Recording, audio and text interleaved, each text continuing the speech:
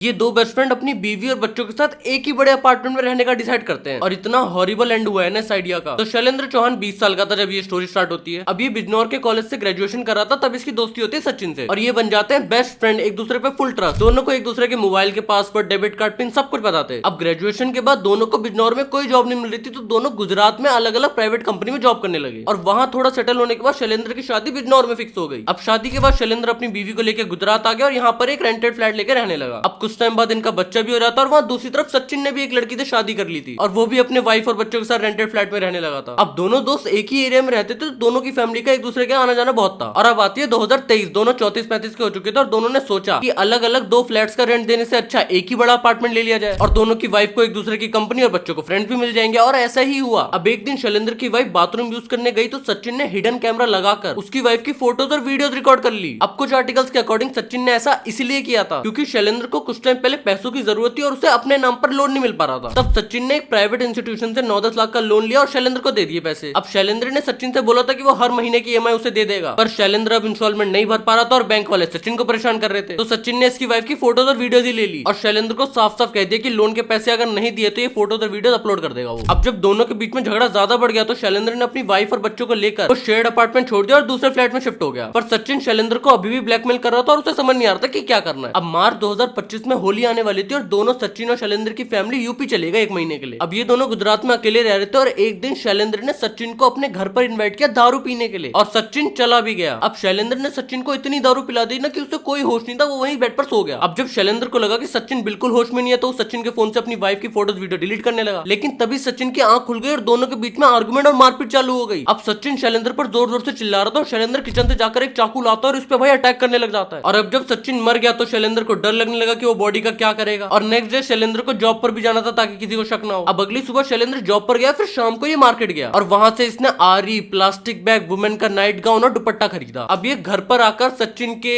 9-10 pieces करता है और अगले 3-4 दिन तक शैलेंद्र रोज मॉर्निंग में औरत का गाउन पहनता है और अपना फेस कवर करता है और सचिन की ही एक्टिवा पर प्लास्टिक बैग एरिया के अलग अलग नालों में फेंक देता है। अब बाद में जब लोगों ने वो प्लास्टिक बैग डिस्कवर करे तो पुलिस ने अरेस्ट कर ही लिया। बाकी तुम सचिन और शैलेंद्र के लिए 2 शब्द कमेंट में करते जाना।